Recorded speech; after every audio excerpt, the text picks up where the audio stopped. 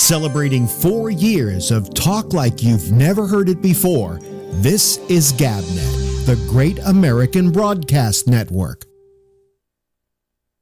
You love GabNet.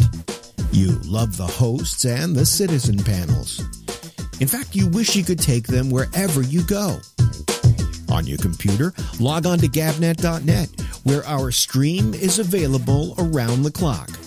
On your TV, GabNet is available on Roku with the same around-the-clock stream, plus all the latest episodes of GabNet programs, old favorites, videos, and tons of celebrity interviews. When you're mobile, we're on your iPhone or iPad with podcasts accessible via iTunes or Stitcher, and that same around-the-clock stream on TuneIn. If you don't want GabNet wherever you go, well, the hell with you. Go ahead, listen to your old-fashioned talk shows that do things in the same old predictable way. Meanwhile, the rest of us will be having fun listening to talk like you've never heard it before on GabNet. Talk like you've never heard it before is now talk like you've never seen it before. Alex Bennett's Ramble is now in video. Log on to Alex's Facebook page at facebook.com/abennett every Tuesday through Friday at 10 p.m. Eastern and experience the Citizen Panel like never before. We put a face to people like Phil, Patrick, Renee, Kevin, Tony, Jeff, Bree, Brian, and all of our regulars. And Alex is there too, in his PJs. Just be glad he isn't naked. You can be one of those people who gets seen and not just heard by calling into Skype. For more information on how to Skype us, just go to gabnet.net. You can dress any way you want, provided it's decent. GabNet is now not just talk and not just a pretty face. So why don't you add yours?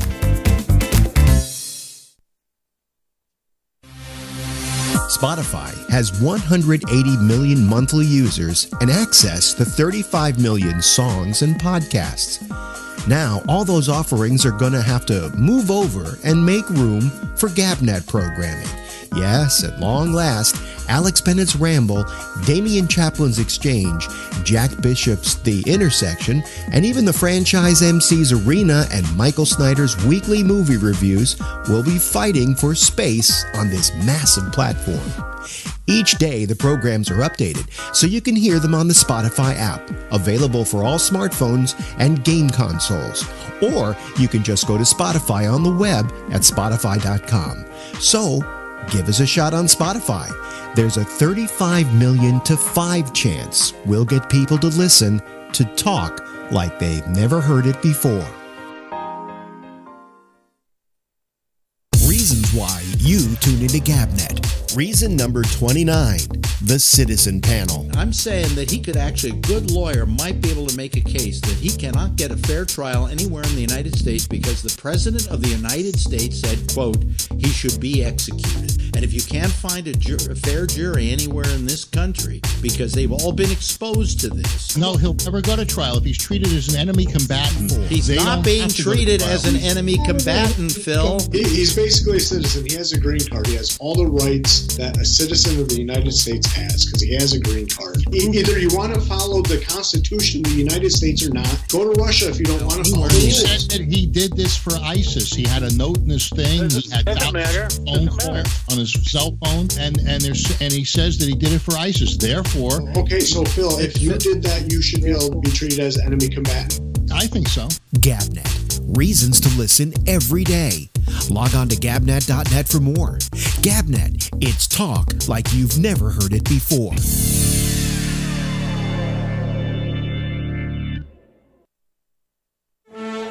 Celebrating 4 years of talk like you've never heard it before. This is GabNet, the Great American Broadcast Network.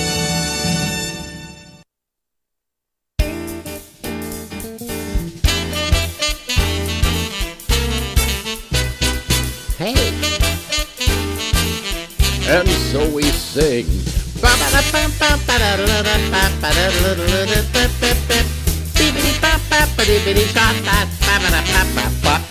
Hello, everybody. I'm Alex Bennett, and this is the Ramble, and we'll be going until midnight tonight on the East Coast of the United States. And here we go. At least I got it all on okay tonight, I think. Are we on? Are we okay? Are we here? Oh, boy. I'm telling you. Oh, got to move that. I changed this whole studio around. Now I have one lonely little machine down here that's very light, and I kick it with my feet, and it moves, and it changes position, and so on. I could probably just shove it back in the corner and not even have to have it near me. Anyway, you don't care about that. Doesn't matter. I have been working on this studio. We put in a new Mac in here, which is the only thing it does that you should be aware of is the audio going out on the what do you call it, the audio going out on the audio going out. What am I trying to say here? You know, the audio that you're listening to, if you're not watching the picture, you're listening to the audio only part of it, and that is being done on the new Mac. Boy, I am losing it. I can't even give simple descriptions of things I've been working with all my life. Anyway, speaking of things that I've been working with all my life, look at this. See what that is? There we go. That is an oldie but goodie, and thanks to Damien I think Damien sent it out to me, if I'm not mistaken, in one of the many packages that he has sent me. And by the way, Damien, I'm going to need some new stuff sent. I'm going to need some high 8 tapes that I have in storage sent to me, because I finally laid my hands on a high 8 machine so I can look at all the really old video that I shot, maybe turn it into something interesting. But we'll get to that later. But if Damien's listening, you know, that's just go into my thing and see if you can find. They say high 8 on them. They're high 8 tapes, because I've come into possession of a high 8 machine that will play the high 8 tapes, and then I can use those high 8 tapes to make wonderful videos to show here and show on my various outlets and whatever. So anyway, where are we? Okay, so I'm a little confused right now. I'm trying to get myself together. I am talking for the next half hour. Anyway, let me talk to you for a moment about this. This is the New Tech Video Toaster T-shirt. This was maybe the third iteration of it. The original one, I still have one of the original ones, but the logo is on the back, so I would have to do my whole show turned away from you to see it. But this one I thought I would wear tonight. This was the one, a few years in, they decided to go kind of evil with their logo. And so that's the Video Toaster logo, as it always existed, along with New Tech up here. But look at that. It's got a skull and a bolt going through it. How's that for, evil? Anyway, so the Video Toaster, for those who don't know what a Video Toaster was to begin with, one of the most remarkable names ever given to a device. Right now on this program, I do all the switching and stuff. By switching, I mean like when I do this. Okay, that's switching. I'm switching from one thing to another. Okay. So I have a switcher here that is all software. It's just a little program. It's actually free. It's called OBS, and I can switch cameras. I have several cameras here. Let me see here. Where's the other camera? Is the other camera? Oh, well, it's kind of shooting the wrong direction. I'll have to fix that tomorrow. But there's the. Here, wait a minute, I can do this so it will look better. Wait a minute, hold on. I will, wait a minute, there we go. Can you see that? There we go. There.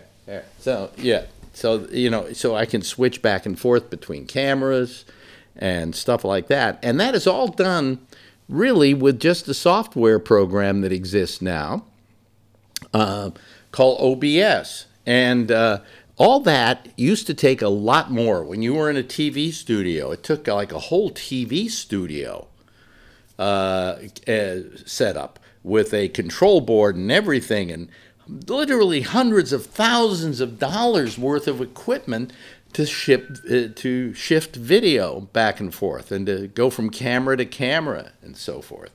And now it's just a little software program I download, I put in here, and it all works, okay? Replacing literally hundreds of thousands of dollars worth of equipment. Well, before that, a company named New Tech out in Topeka, Kansas, run by a guy by the name of Tim Jennison. My friend Paul Montgomery was part of that group. Paul is now dead, and he started a thing called Play Incorporated, and you've heard me talk about Play TV, being the first regularly scheduled TV network on the internet back in the day. But anyway, I digress. So New Tech had a bunch of people they were just hanging out. They had invented one thing called DigiView. And what DigiView was a little box. It cost nothing. And they ran all these things off of a computer that was around back then called the Amiga. The Amiga was maybe the best computer of its time. I mean, it was sensational. So they believed in the Amiga as a graphics computer. And they built a thing called DigiView, which was a little box, and you take your camera and you put it in one side and take the other side, and it went into the computer, and then you could freeze frame pictures like from TV shows and things like that. And that was their big product, DigiView. So one night they're sitting around, and sometimes people are technical people and they're capable of technology, and other people are not capable of technology. What they're capable of, okay, is saying, what if we could do such and such? So anyway, there was this guy they were working with, and his name was Brad Carvey. Does the name sound familiar? Well, he happens to be Dana's brother. And if you ever saw what was that thing where they did with, Garth and whoever, the guys in the basement doing the show, Dana was playing his brother. That was what he was doing. Anyway, his brother was this electronic genius. And Tim one day is driving down the highway in California, I think, down the West Coast Highway, and he thinks to himself, gee, wouldn't it be nice if I could just flip images, put TV images into, say, the Amiga, and then flip those images? And he went back, and he was in California, and that's where I think Brad was living there at the time. And he said to Brad, could we do this? And overnight, Brad came up with a simple thing, and the next day he said, watch this, and he had this little piece of hardware he had created and the software to go with it, and he pushed a button, and the picture flipped. And Tim said, okay, how much further can we go with this? And one thing led to another, and this little company out of Topeka, Kansas, came up with a thing called the video toaster. They named it the video toaster. Why? I don't know, but it's a damn good name, and you'll never forget it. And they came out with this little card. It was about this big, and it fit inside an Amiga, and it had inputs for cameras, right? And this program, which came on something like 30 floppy disks you had to load into the Amiga. But you could sit there and you could play with it and would flip the pictures, and it would make the pictures fly away. And just for the fun of it, they put in a 3D rendering program called Lightwave, which to this day is now being used in major motion pictures.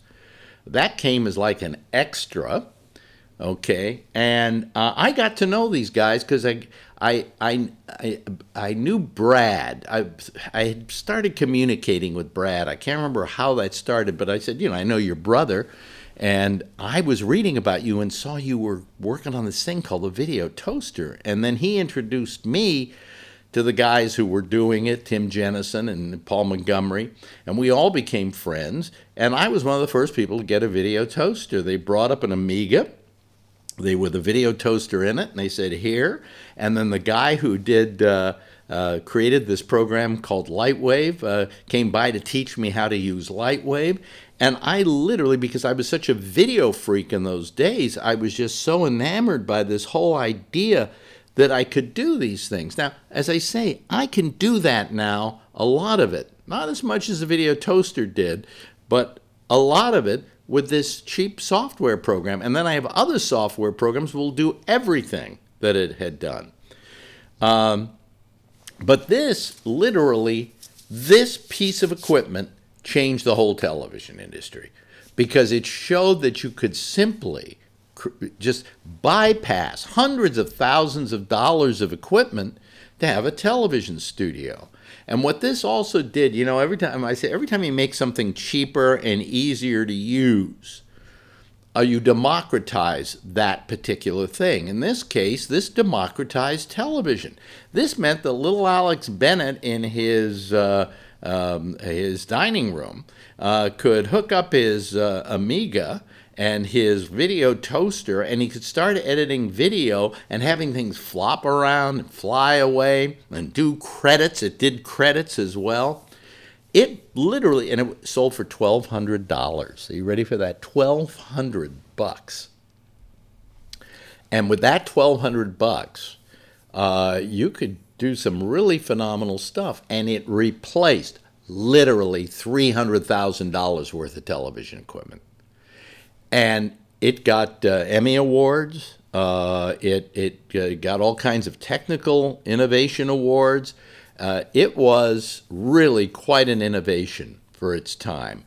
And it really started a whole new industry of simple software and simple hardware.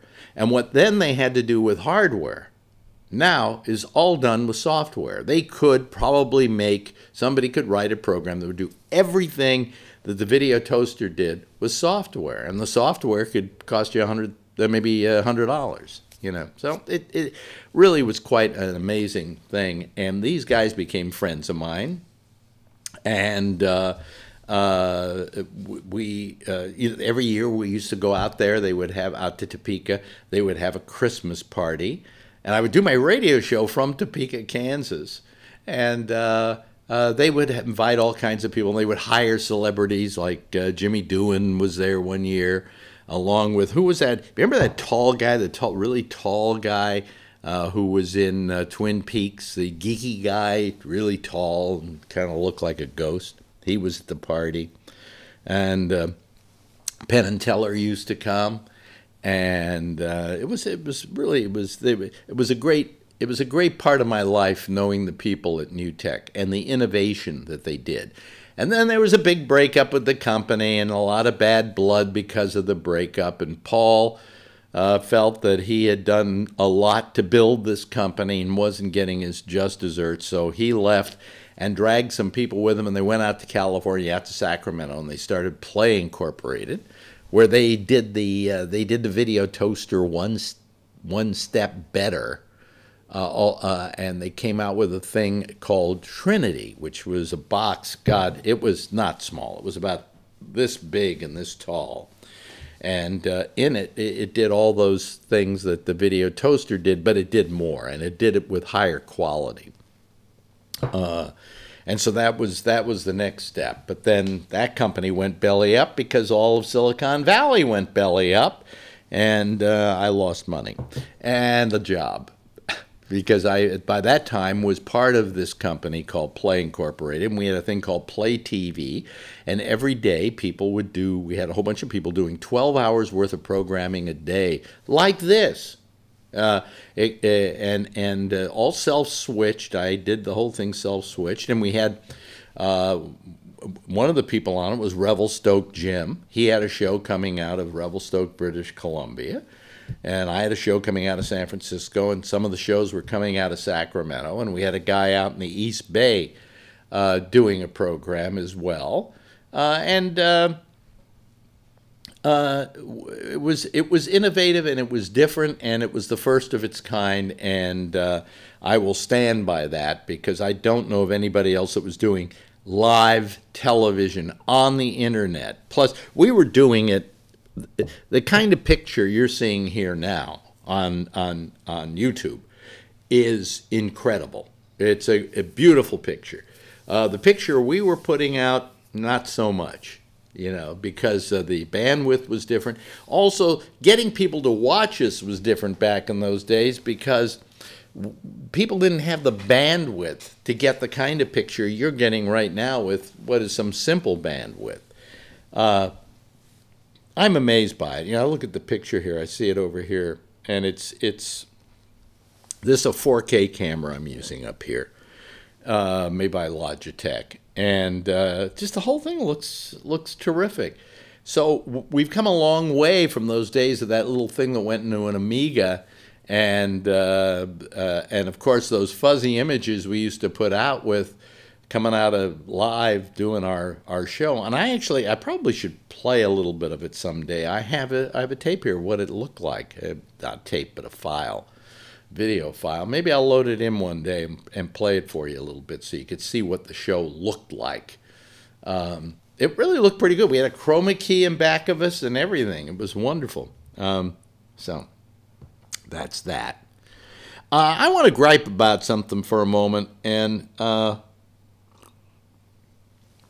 it's a story that came across today that bothered me. And the reason it bothers me is, we've allowed ourselves to become dependent on certain things as a result of this new technology that we have out there. And for instance, Facebook is a good example. And I feel kind of guilty about being on Facebook at this point. Because I feel that by being on Facebook and bringing people to Facebook to watch my show, however few come to watch it on Facebook, I am working I am putting them in a certain amount of, I believe, danger. Because as you know, Facebook has gone into the business of just being data miners.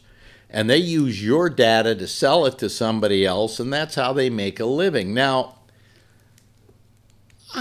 there's part of me that goes, hey, you're giving it to me for free. Sure, go ahead, mine my data. But they're mining data they shouldn't be mining. They're finding out stuff about me that, maybe I don't want them to find out. They want to find out what I buy online. When I go to Amazon, for instance, I buy stuff. They have a list of everything I bought. And they know what I buy, and whenever I go to Amazon, there's always an ad for something that's like the thing I just bought, And I understand that, but I just don't like the way it has been compromised and the fact that they don't seem to really give a good shit about it. The only reason they care at all is because it may wind up costing them money. And there are a lot of people leaving Facebook by the droves because of that. Well, the latest thing that's bothering me, I do all my shopping on Amazon. I am a lazy fuck, and it is the lazy fuck's department store. I don't have to leave the house to go buy something. I can get everything I want for about the same price as I can get it on Amazon, because you can go into Best Buy and say, see, Amazon's selling this for such and such, and they will match the price, okay? And Best Buy's right down the street. I don't have to wait 4 days for the goddamn thing to get here, or 2 days, or whatever it takes now. It used to take 2 days. Now it's 2 days, but they fudge it so it's really more like 3. And I just ordered some coffee that's coming from somewhere else, and it's not going to be here for 2 weeks, all right? So, I could order this stuff somewhere else, all right? I don't have to order it from Amazon, but I do, because I'm just fucking lazy, right? And I like the fact that I can return it, but I can do the same thing at Costco. I'm going to buy a TV set this weekend because our big one blew. And I'm going down to Costco. I'm going to buy a TV set. It's a TCL. I decided to get it because it has a built-in Roku. And that's fine with me, and it's a 4K, and it looks fine. It's not the main set we watch all the time, okay? And from what I've read, they're okay. They're just fine, So things are going to cost like $365 for a 4K 55-inch TV. So anyway, Be that as it may, all right? I can go down there, buy it, it doesn't work, I bring it home, I don't like it or whatever, take it right back, and they'll just take it back, you know. So I can do that at Costco, but no, many times I'll wind up ordering the TV set on Amazon. Why? Well, because I'm too lazy to go down there and haul the thing back here, right? Well, so I buy, in this household, we buy everything on Amazon. Band-Aids, Amazon.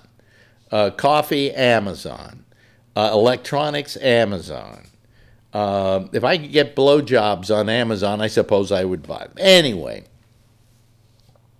now I come to find out, and I think recently they went into the movie business, okay?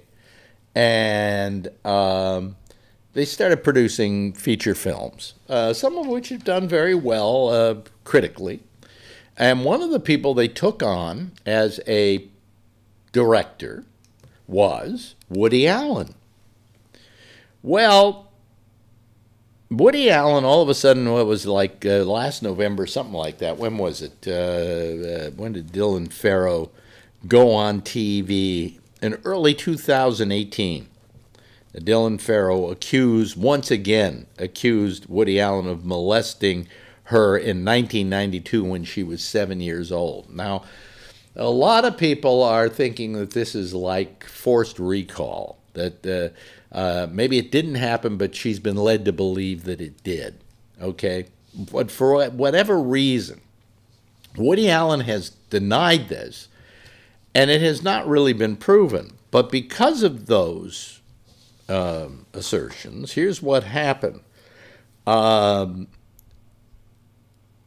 Amazon fired the head of this movie company they had called Amazon Studios over sexual harassment allegations against him. And then Amazon executives met with Allen's representatives to discuss the negative publicity following the allegations against Price, and that the next month Allen and Amazon agreed to push the release of Rainy Day in New York to 2019. That was the movie he had finished for them. He had a 6-episode comedy on Amazon that was not well received. And 2 films that he already released on Amazon, Cafe Society and Wonder Wheel, neither of which were particularly great. Wonder Wheel better than Cafe Society. But they decided that Amazon reportedly sent the filmmaker's production company, Gravier, a termination notice last June.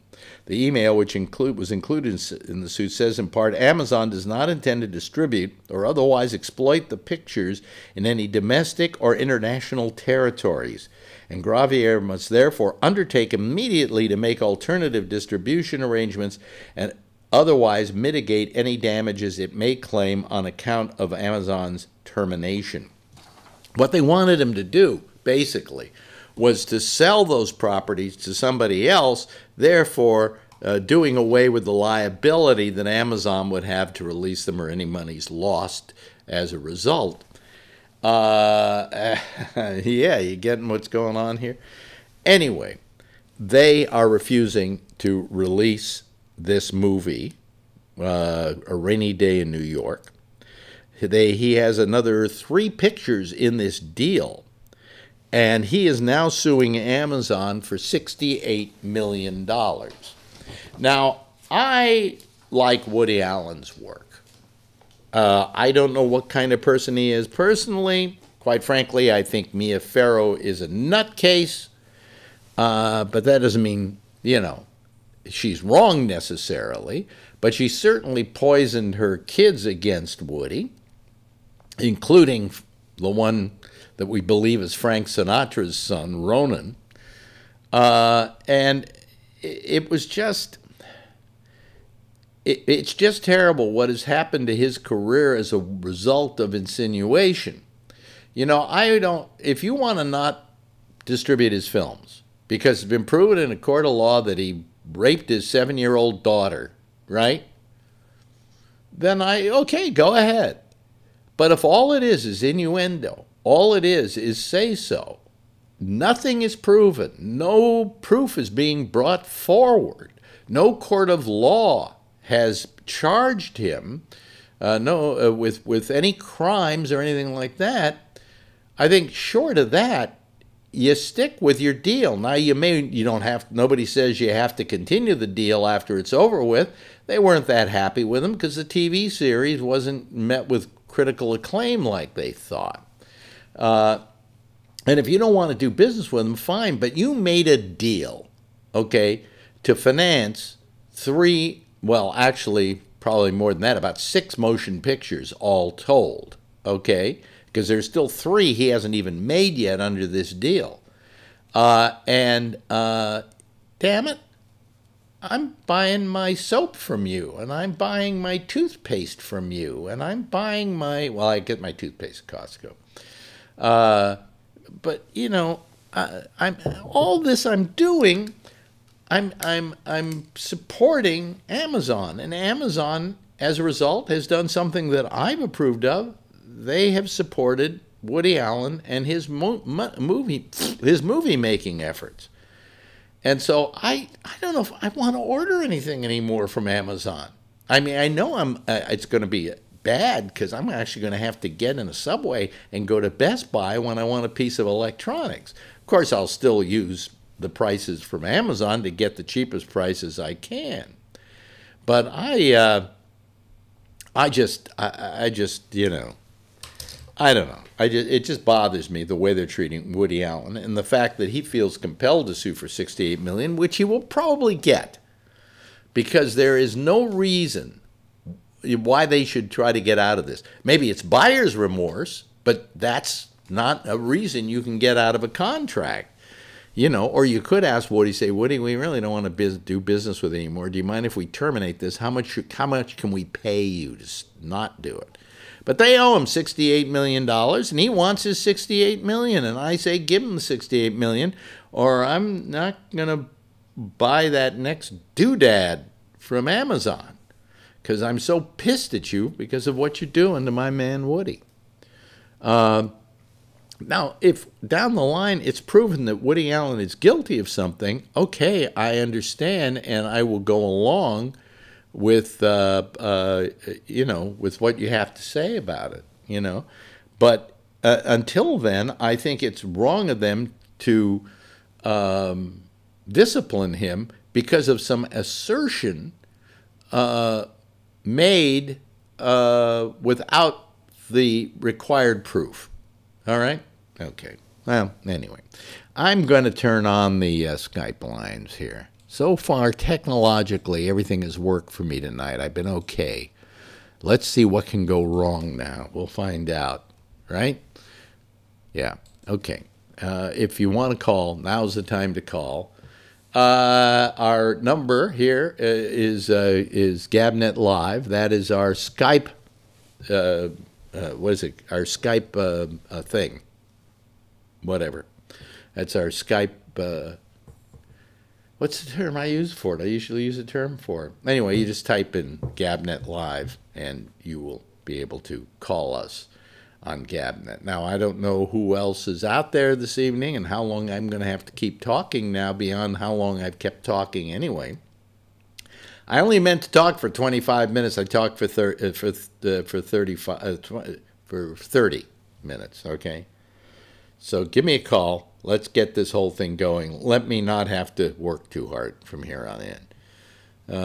I don't know. Where's Phil? Where's Scott? Where's anybody? I'll just sit here sipping my coffee. How's that? Okay? Is that okay? Is anybody? Nobody's calling. This is deadly. Oh, well, okay. Have it your way. If I don't hear from somebody in the next, I don't know, 2 minutes, I'm going to sign off, okay? That's it.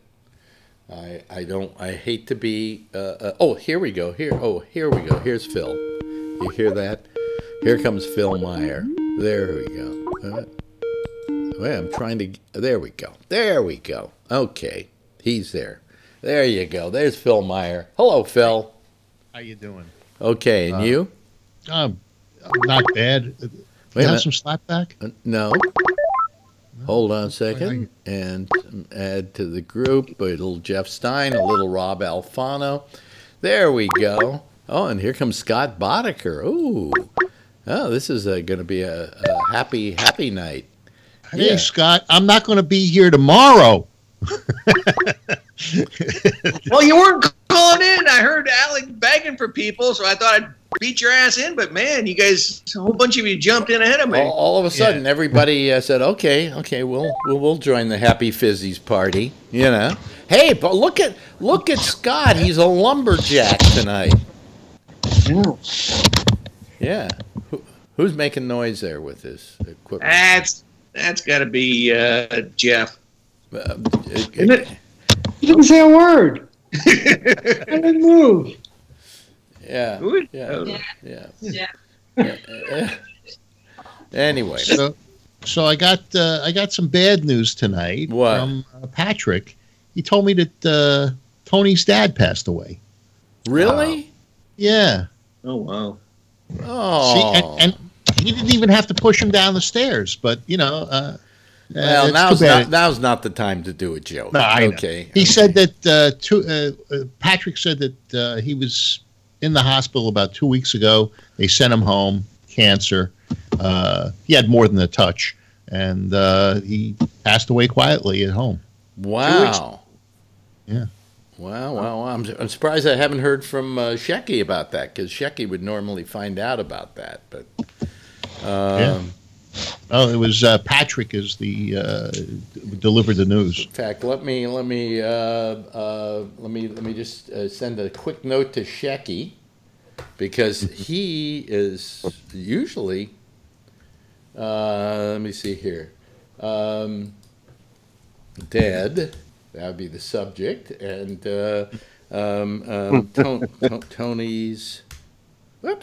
Tony's dad. Okay. And remember, I received this information from Patrick, which is usually pretty accurate. Yeah, no, he wouldn't say it unless it was true. Yeah. He probably saw. I don't know, how would he find out? I think he finds out everything. Everybody else has blocked Tony, so we don't know these things. Yeah, everybody else has blocked Tony. I only blocked. Did I block him? I'm trying to remember if I blocked him or not. We block him periodically. What I blocked were some of his messages, because he kept sending those fucking pictures of Scooby Doo. Right.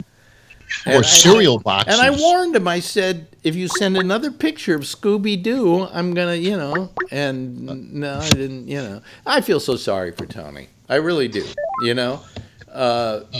Because, and this is the reason I feel sorry for mostly. I mean, I would feel sorry for him under any circumstances, but I mean, he so loves his parents, and he's so close to them, and I feel bad about it. I feel bad about it. And plus, his father, I think, was about the same age I am. Really? Yeah. I don't know that they were in as good a health as you were. But how do you know? Mother who was in worse health. Yeah. I thought his mother was on the verge, tipping point there. But if the mother passes away, we're going to hear that Tony starved to death because nobody made him any meals.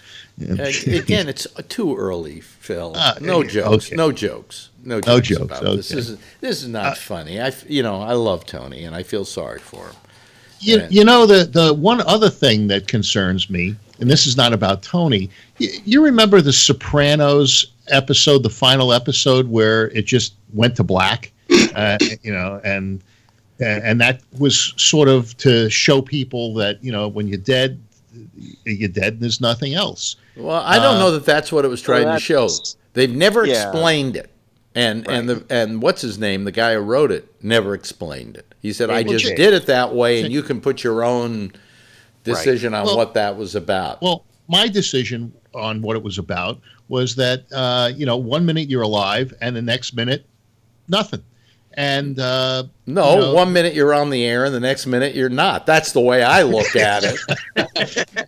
But that guy Mike Allen, I don't know what happened to him. We have no idea about. I've tried everything. I've gone through obituaries in Sacramento. Me too. I looked at the coroner's thing for Sacramento County, and nothing.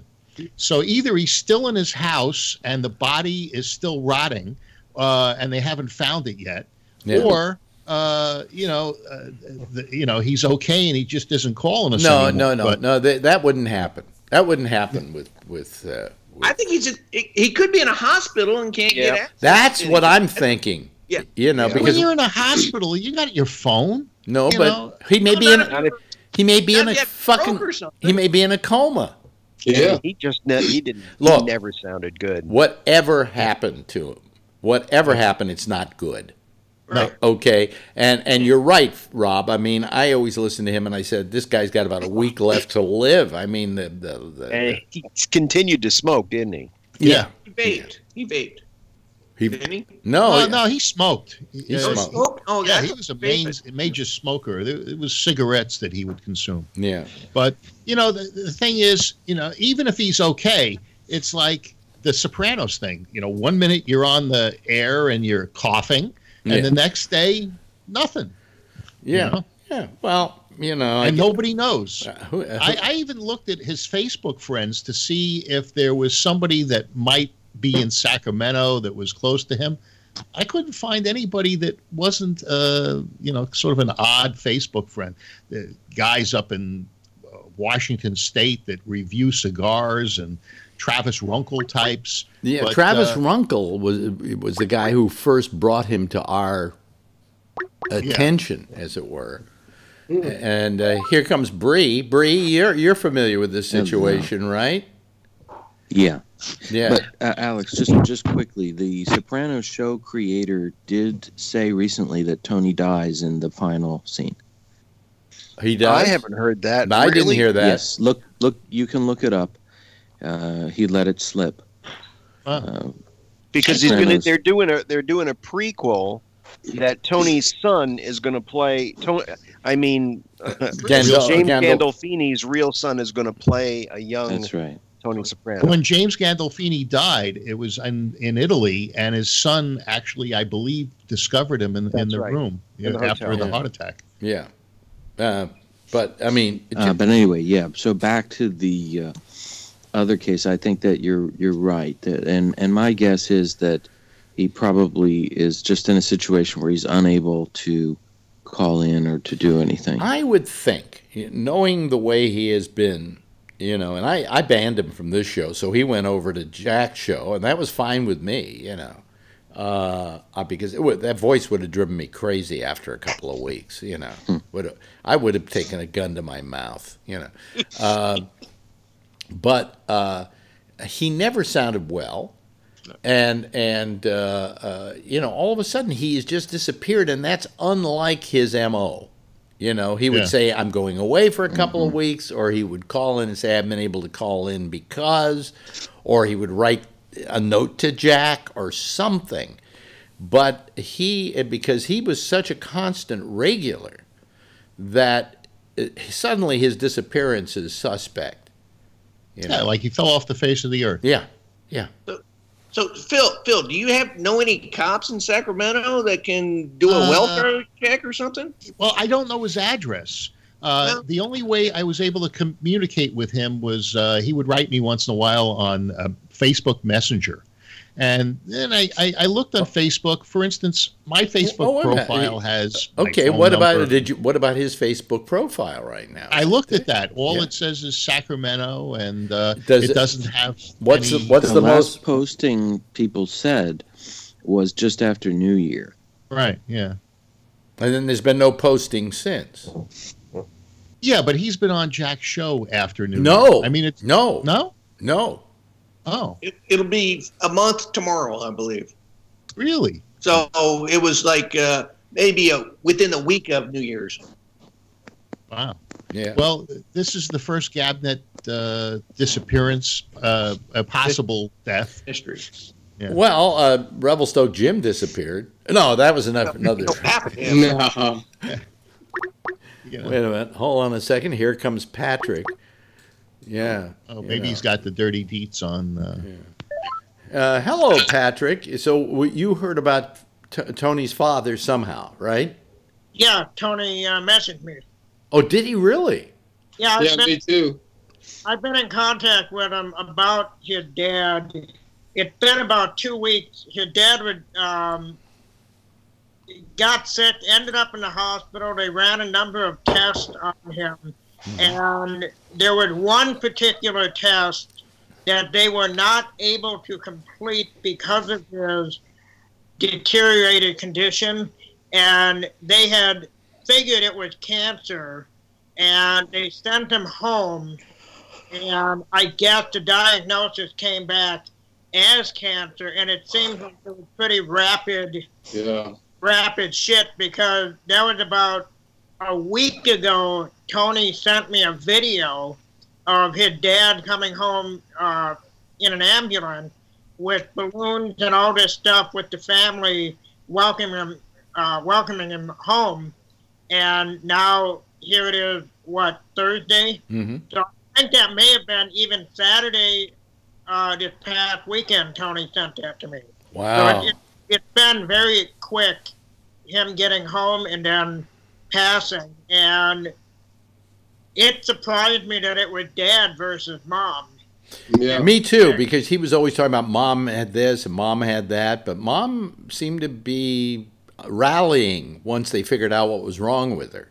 You know. Yeah, that seemed to be the case, and dad went downhill very quickly and never recovered. So I would imagine he went in relative peace at home, which I guess is where I'd want to go, you know. Yeah. So, He was still joking toward the end, Tony told me. Yeah.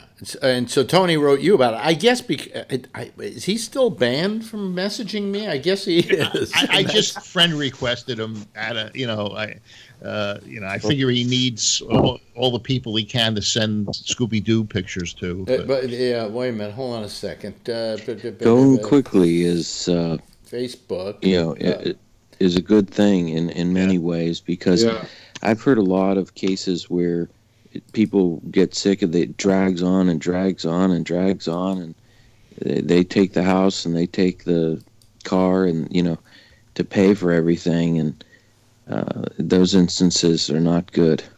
Well, here's Tony Magno. Let me see here. Wait a minute. Is that a comics dealer? Well, that's got to be him. Mm-hmm. Let me see here. Yeah. He didn't. I don't think he mentioned it online at all. No, not. I don't remember him posting anything. So. Well, sorry to hear about your dad. To hear about your dad. My best. Period. Well, I brought this show down real fast. Well, no. I mean, yeah, thanks, Bill. I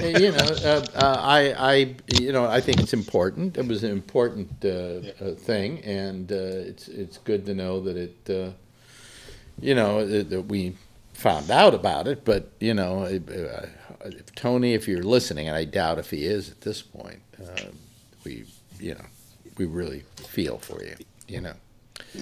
Me, I'm going next. I can't figure out. I'm tired all the time. Oh, you'll outlive all of us. Well, you know what I figure? I may be tired all the time because I may have depression and don't really know it. But it's like every day I'm tired. Just absolutely tired. Maybe it's Alzheimer's and you can't remember if you had depression. Then when I lie in bed a certain way, my hands start to cramp. And when I'm sleeping, sometimes I get leg cramps. Drinking enough water? That happens to anybody. Yeah, I guess that happens to anybody. Yeah, but God, I mean, I'm just so tired all the time, and so if I'm the next to go, I'm the next to go. But what have you? So we've got a mysterious death, and then we have one that we know about. And Renee's okay, by the way. I wrote Renee, she wrote back. Just every now and then she goes off the grid because she gets depressed or whatever, or she's still dealing with the loss of her husband a couple of years ago, and she'll be back when she feels like it, But I just wanted to make sure she was okay. Yeah, because I want to ask her about Tulsi Gabbard and what she thinks about her. About who? Oh, Tulsi. the Hawaiian senator, I think, that's running for president. Well, Democratic. Oh, really? Oh, okay. Everybody's running for president, right? Right. Yeah, Marianna Williamson. Yeah. I saw OAC today on MTP Daily with Chuck Todd. She is so fucking smart. I mean, she is just amazing. Don't give me that, Phil. She's smarter than you are. She is bright. You may not like her, but she's bright, and she's going to be somebody to contend with. Okay? Yep. I think she's a flash in the pan. Yes, sir. Nope. No, I think she's the real deal. As soon as the Democratic Party gets beaten by Trump again, that ultra left socialist type of thing is gone. Why all of a sudden? Why all of a sudden is the socialism? Why all of a sudden is the socialism thing such a big deal? Because it's what they call a code word for communism. Oh, I see. Okay, then I'm a communist. Yeah, probably. Yeah. Okay. Yes, Patrick. It's a big deal because a number of the Democrats, especially the younger ones, use it. They call themselves Democratic Socialists, so they add in the word socialist, and my side will take that word and run with it. They're the one bringing up the word. And the thing is, if you listen to what they're saying, they're not saying anything different than a lot of far-right Democrats did using Democratic Socialists. So that's why. They're bringing the word into it, and we're just latching on. Well, they should. I mean, I don't think socialism should be considered a terrible thing. Evil. It's evil. We've seen what this has done for other countries. For other countries. Okay, should we name some other socialist countries, Phil? Yeah, Venezuela. No. Denmark. Sweden. And wait a minute. Hold on a second. No, Phil. You said evil. Phil, you're a socialist and you don't even realize it. There are certain programs. This country was founded on the government doing certain things that you couldn't do as an individual state or an individual person. That's socialism.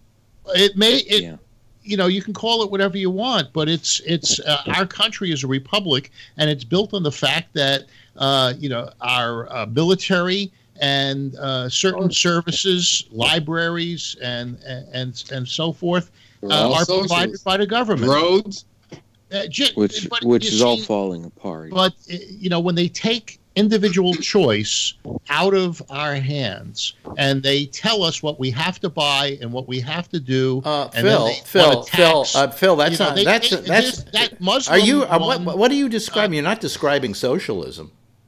No, the Muslim senator from Michigan, she wants to tax them 100%. And the other, Ocasio, she wants 70%. And 90 doesn't sound so bad to her. When you take the ability for people to succeed and where do you get in socialism Phil, that's bullshit? It's bullshit, I just Phil. want one question here. Yes, Bert. Do you believe that everyone is motivated by money and money alone? No. There are other motivating factors: love of family, greed. There's success. There's also keeping up with the Joneses. These are buying factors that have been around for centuries. But Trump paying the farmers because of how they're getting hit by his tariffs. That's socialism. No, that's the cost of doing business. No, that is socialism. He's taking our tax money and giving it to farmers because of their losses due to his stupid tariffs. We're fighting a battle. We're fighting a battle, and that battle sometimes there are costs involved. and innocent people shouldn't have to suffer because we're fighting an evil force that wants to steal our technology. Phil, you're standing up for socialism. Thank you very much. Yes, Rob. That's socialism. Yes, Well, Rob. It's not black or white. Rob I is just have to speaking. respond to what Phil just said about innocent people not suffering. When you were not feeling that way about the poor people who go to work every day when they close the government down. Yep. This was the cost of doing business, but these people will get paid. You use these things to say, oh, well, just because there's this sort of socialistic entity, therefore all socialism is good. No, it's not. What happens is you take away people's desire to succeed. Why did communism fail? It failed. I disagree with that. Because there was no incentive to work hard. People had the incentive to work hard when the tax rate was 90% under Eisenhower. Socialism. You're confusing. You're confusing socialism with entrepreneurship. You're almost confusing it. You're almost confusing it as the opponent of capitalism, although you can have a socialistic, capitalistic society in which the two work in consort with each other for the betterment of everybody. Yes, Rob. And I agree with what you just said, Phil. The reason why communism failed in the Soviet Union especially is because there was no incentive to do anything. And I know that because for 4 years in my last company, I shared an office with a guy who was born and raised in the Soviet Union and was lucky to get out, and he's been here for about 18 or 19 years. And he told those stories. Well, he told me amazing stories about growing up there. And you're exactly right, but that's not what we're trying to do. And that's why we don't like communism. I mean, communism is not a system which, A, works to the benefit of everybody. It doesn't work to the benefit of a country. But socialism is a different thing altogether. And I think you don't know the difference, Phil. I think that's your problem. No, you don't know the difference, Phil. Socialist What country. What did you say, Bree? What did you say? The U.S. is mixed socialism, essentially. It's not pure capitalism. No. In fact, China is you'll find more vestiges of pure capitalism in China than you will in the U.S. Charles? Yeah, it wasn't socialism that destroyed Russia or the Soviet Union. It was totalitarianism. That's correct. Because it was a totalitarian state. And that's exactly what's destroying Venezuela. Yeah. Not the socialism, but the totalitarianism. Well, when there are these leaders that have power, then these guys take advantage, and even under you cite Denmark, you cite Sweden. These are tiny little countries. England, France, Spain, Australia, Italy, New Zealand, Japan, Australia. There are 120 million people in Japan. These are all socialistic countries. Yeah, no, they're not. Yes, they are. Don't tell us what aren't. When they are, you go ask them. They'll say we're socialistic. Well, you'll say there's a little bit of socialism in everything, just like in my no, dog. I'm not saying. I didn't say. In every month. Phil, you're being silly. What we're saying is these countries will tell you that they're socialistic. Yes. Yeah, and until they run out of money, and then they come to the United States and ask them for a handout. They've had universal health care in some cases for 70 years. Well, we can't afford universal health care anymore because we listened to a leader that brought us into a war that we spent, $2.4 trillion? And what do we got for it? And now we have a leader who spent how many trillions of dollars with a tax cut for the rich? This is a guy that also said he doesn't want to get involved in any wars, and he wants to pull the people out. What's wrong with that? Well, sometimes there are wars worth fighting because you're coming to the aid of your world neighbor. Okay, if some country were doing to the Jews what the Nazis did to the Jews, would you be against us going in and making inroads into that country? No. And then shut up, Phil. Then shut up. What's happening over in Syria is not our fight. And what's happening in Afghanistan, I don't know what we want there. When I see a little kid almost blown to smithereens. I say it's my fight. Well, they're just pulling on the heartstrings. That's what they do around Christmas time with the little puppies. Oh, you're so that cruel. are out, You're outside. You've turned into such a cruel, unfeeling human being. Phil. Well, that's a way of Democrats trying to. Okay. All right. Enough. Enough. Else. Phil. They Enough. call them cruel, Enough. Phil. hard. Enough. Phil. Enough. Anybody else want to say something? Well, Okay. I would just say Yeah. that the "not our fight" is exactly what people in this country said before our intervention in World War II, for example. I mean, the National World War II Center and Museum in New Orleans they like to publish almost every day on their Facebook page some of the polling that was done in the late 1930s and late 1940s. Just like we do polling now.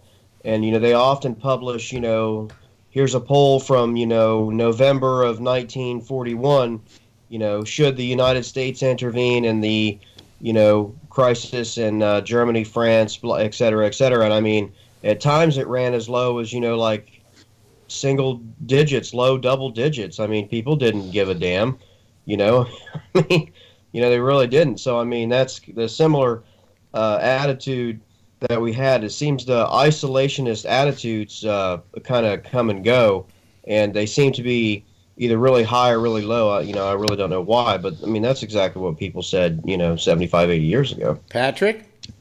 Well, I go back even further. Remember World War I, we had Americans that volunteered to fight on behalf of France in World War I, but they felt that was a righteous fight against Germany at that point. So, I mean, we had an attitude here, and I think that's why people felt that way for World War II. We had gotten out of the war to end our wars, and they just didn't want to be in anything anymore. And, it was the wrong attitude, because that same German that we fought in World War I was worse in World War II. So, I mean, that goes back all the way. After the Great War, which the first war was called the Great War because it wasn't called World War I since there wasn't no World War II yet, and it was called the Great War. And the reason after it was over, we'd had it with war. That was an ugly, horrible, terrible, disgusting war, and we weren't in it that long, by the way. We were only in it for maybe a year and a half, 2 years. But we didn't want to go, no more wars for us. So FDR, even though he knew Pearl Harbor was going to happen, let it happen. Because he then had an excuse, because the American public went, they just bombed our people. Look, they killed our people. Let's go get those Japs. And while we're at it, let's go get the Germans too. But that's how they got America on their side, the Americans on their side. At that point, Americans wanted nothing to do with war. They didn't want to go into Europe. They didn't want to go help the British. Nothing. They just wanted it to stay the way it was. Yes, Phil?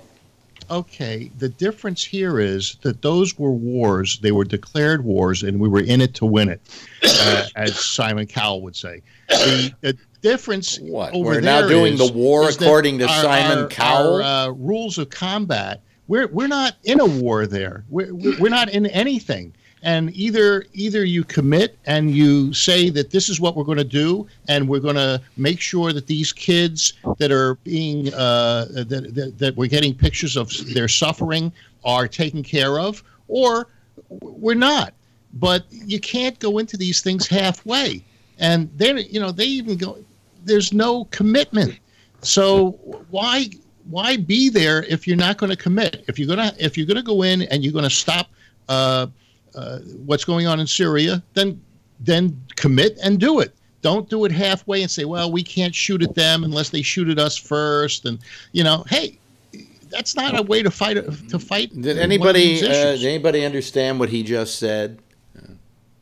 Okay. Well, nobody understood what you What do you said. mean? We're not fighting Eventually, a war. people we were will in those figure wars. out. Wait a minute. Let Bree talk, then Charlie, then Patrick. Yes, Bree.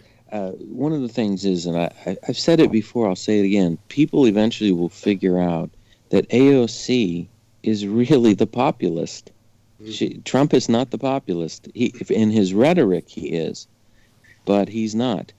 Most of the policies that AOC is proposing are wildly favored by the majority of the people. Now, I'm not saying that we have to do everything the majority of the people say. Sometimes that can be its own problem.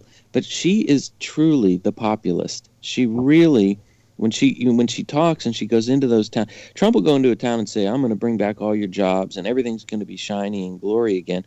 Doesn't do a thing about it. And in fact, in some ways, he's going to the past. But when AOC or Bernie Sanders gets in there, they really care about those people. If you don't see that, I don't know what to tell you. Yeah. I don't see it. Yeah. Now, Charlie and then Patrick. Yeah. Yeah, we weren't in the Iraq War to fight and win. They called it Operation Iraqi Liberation because they accidentally said what they really were there for, oil. That's why we don't go in and commit and do all that. All we were there was to get the oil and make money. Mr. Texas, we don't use their oil. Not now, but when we went into the Iraq War, we were. I've got news for you. We do use their oil, Phil. Not as much as we use Canadian oil. Not as much as we use our own. But we do use Iraqi oil, yes. And we keep them on the dollar. Yeah. Patrick? Yeah, I mean, when we went into Iraq back in 91, that was to liberate Kuwait. And that was I think, a noble cause. And that's where I think, Phil, you've got to look at, like, Syria in the same way, that you've got people that cannot fight for themselves effectively. They may have an army, they may have weaponry, but they need some guidance. And I don't have a problem with us having boots on the ground to help with something like that versus a continual, going back. I mean, look what happened we got out of the Middle East after the 91 war, and we ended up going back in 2003. And now we haven't left, which I don't know is necessarily a bad thing, but Syria is we're dealing with the Kurds, we're dealing with Syrian people. I see it. Wait a minute. I have something to say. I have something to say, Phil. I have something to say, Phil. I have something to say. Will you listen? Put your hand up. I'm not going to put my hand up. It's my fucking show. Patrick, I'll disagree with you about Kuwait. I mean, Kuwait bothered me because the Kuwaitis, while we were fighting their fight, weren't even in Kuwait. They were in a major hotel in the suites of that hotel in Paris, okay, while we fought their fucking fight. Yeah, but the Kuwaiti people weren't. The government may have been, but the Kuwaiti people weren't. And that would be the same as saying, we're not going to help fight against, you brought up Nazis and Jews again. We're not going to help fight to liberate the Jews because the leadership of whatever country it would be, they're not helping liberate the Jews. So we're not either because they're holed up in a hotel. You have to look at it. Well, all I'm saying is that the Kuwaitis were horrible people. The people who ran Kuwait were horrible people. Yeah, we didn't have Iran and Russia fighting for the opposition in Kuwait. We went in, did what we had to do, and mission accomplished and got out. Fighting for the opposition in Kuwait. In Syria, we've got opposing factors that can create it's not a humanitarian thing. That's why they should just use what is the white hats? The UN troops and forces. I thought you didn't like the UN, Phil. Yes, Rob. I want other countries to pay their fair share. Oh yeah, right. Rob? So one of the differences there, Phil, is you talk about the Kuwaiti. We came in, we surgically went in, we had to do when we left, right? There wasn't the ideology that exists today, right? We defeated. It was almost an old-fashioned kind of thing. We went in there, we had a purpose, and we got out. Today, you've got these. Oh, they're not countries. I'm living here now, and let me tell you, we're all over the Gulf. Yeah, but we left Kuwait after we liberated Kuwait. We didn't go after. They wanted us to go after. What was it?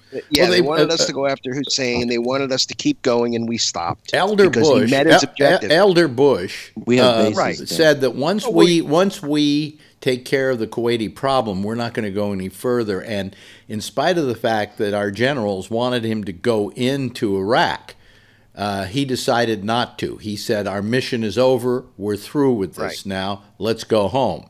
And today we have a whole different ideology out there, and you're dealing with ISIS, and you're dealing with Al Qaeda, and you're dealing with those kinds of ideologies where if you just pull out, you leave a vacuum. Part of the problem that we had when we left Kuwait, and didn't go into Iraq, we had promised Fallujah. I'm trying to remember what city it was in the south that Saddam Hussein went in. No, where Saddam Hussein went in and killed like 15,000 people.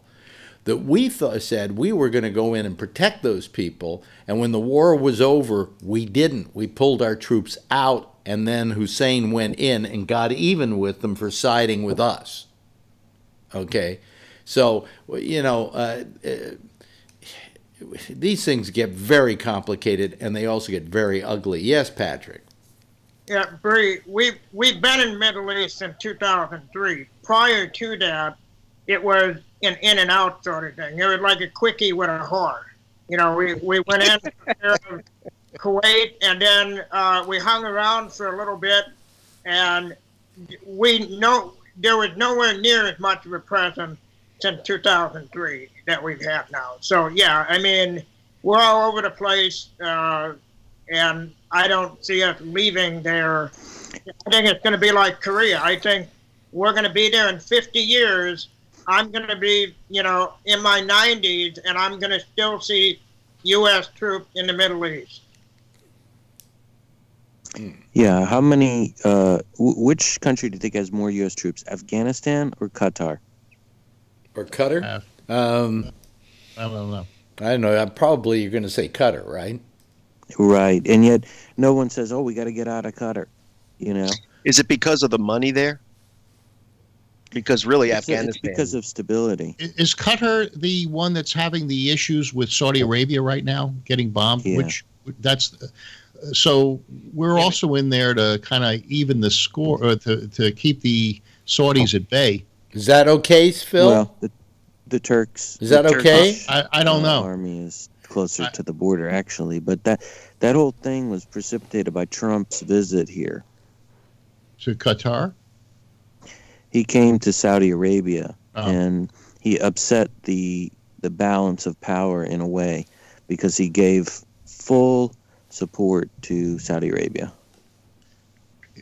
We need to have an ally in the Middle East. Oh, boy. And Saudi Arabia is the strongest. Weren't you the one who used to say on this program how horrible Saudi Arabia was?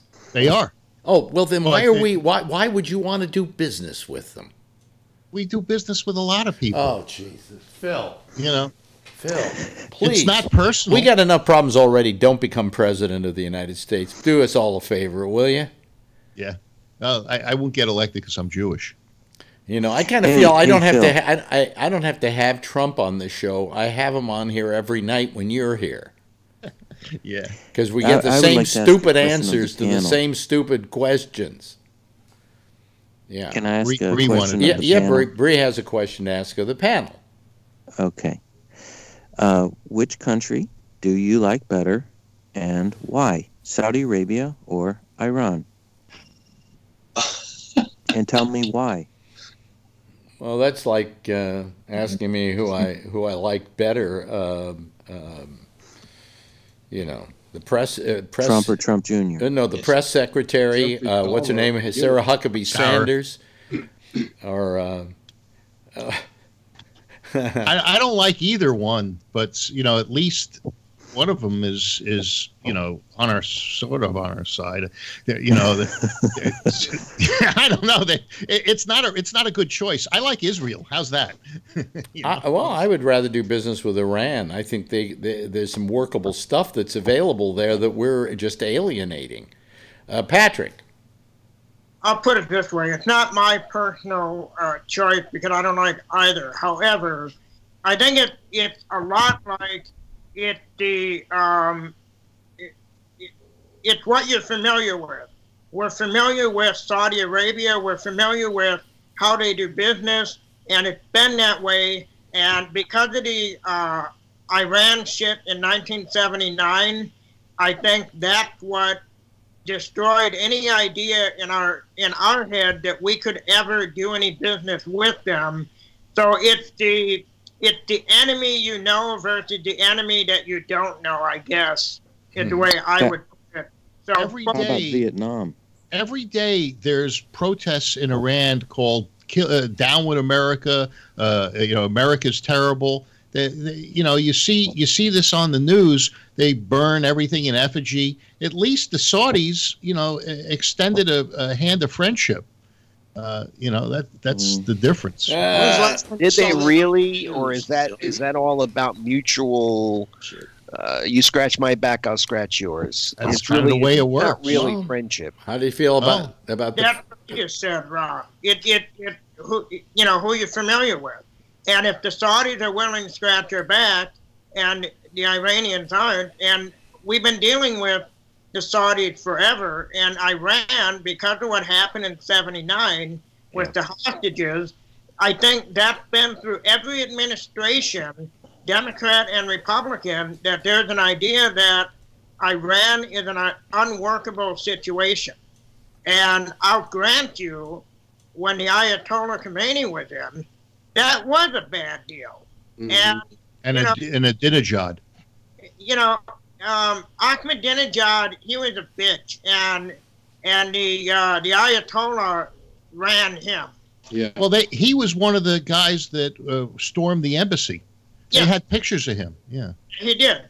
But again, going back to the original thing, it's just a matter of who you're familiar with and who's willing to work with you and who you're willing to work with.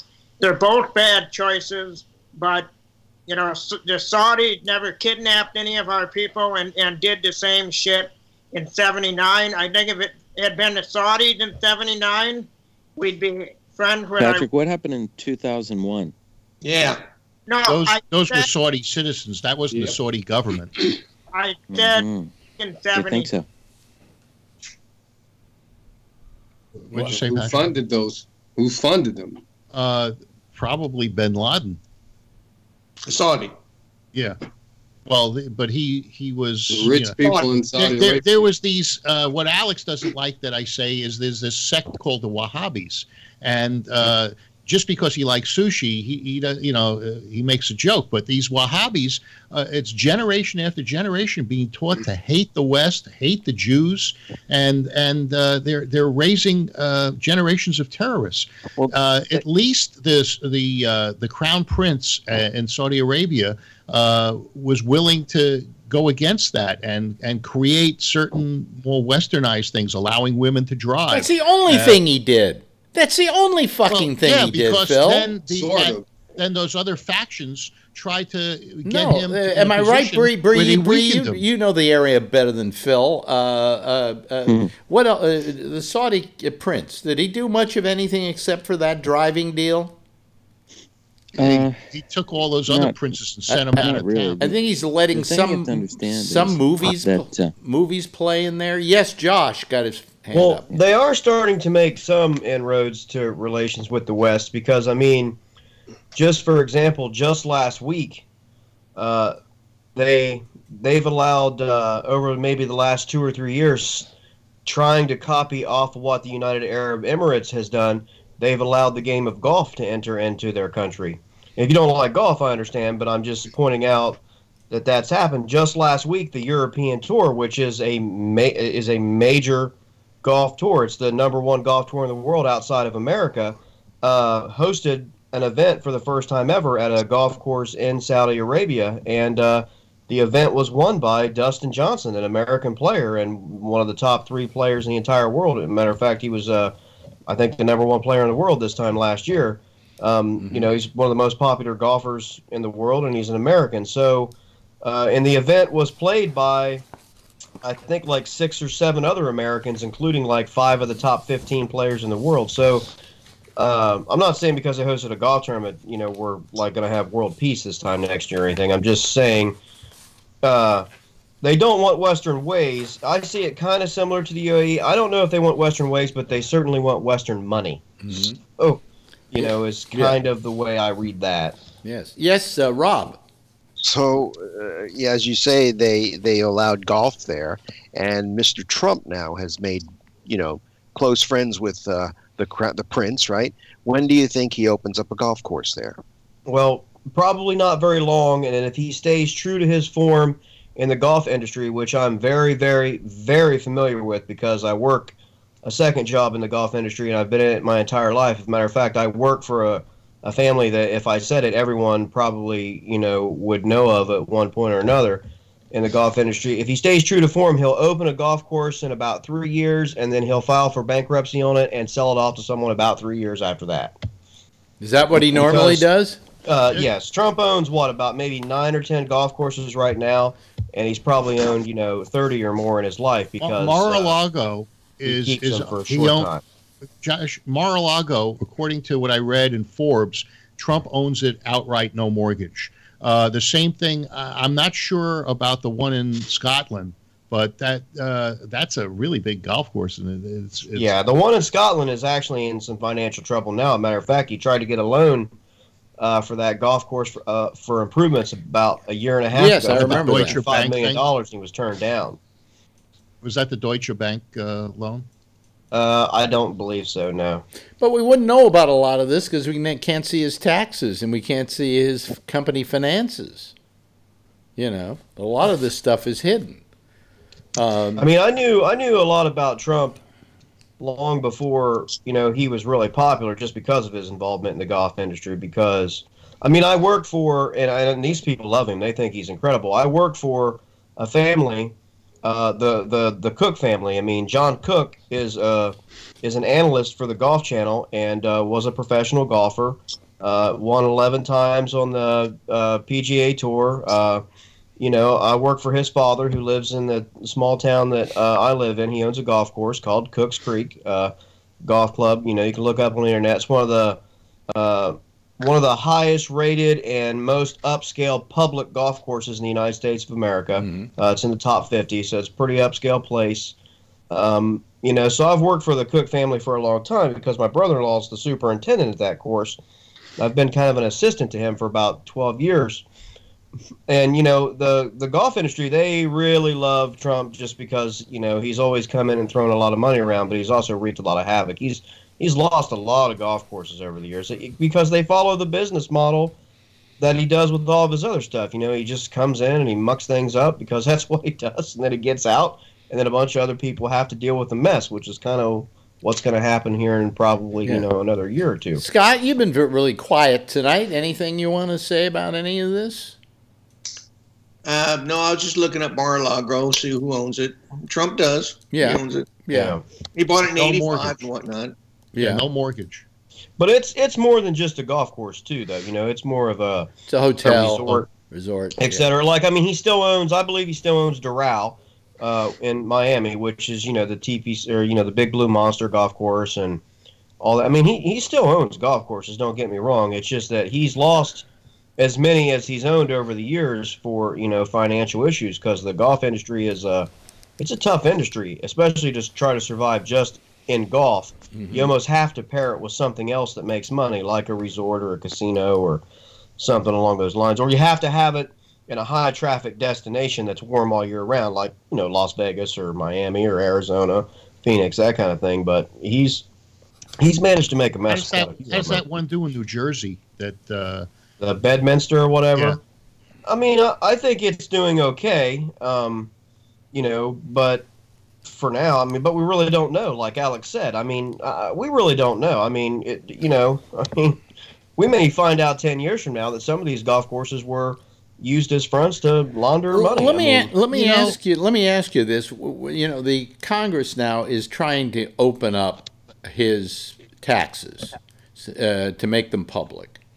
When those come to light, do you think we're going to find out that he's really cash poor? That he's really not as wealthy as he would like the rest of the world to believe that he is? And that's the big... I'm sure he's got plenty of cash flow. I don't think that's what they're looking for anyway. They're looking to figure out if he's got other... if he's looking to monetize his business with his decisions. See, if they want his personal tax return, I have a corporation. The corporation files a tax return, and I'm an employee. That's not what we want to see. We want to see his personal income tax. Right. Well, so they're going to go after my personal Paul. tax return doesn't say anything really, other than property that I hold personally. Or stocks that I hold personally, but the business has its own tax return. You're not And Donald. they're going to go after those too. You got to remember, Donald Trump. Well, they are. They will. Donald Trump, when it comes to business, is a fucking crook. All right, and so what it says in his taxes are going to be a big problem to figure out. Okay, but there's some reason why he does not want to see. Every person that's ever run for president has made their tax returns, not just their most recent tax returns, but tax returns from 10 years back, all available. Will you let me finish? Available for the public to see and to see what his holdings are and so on and so forth.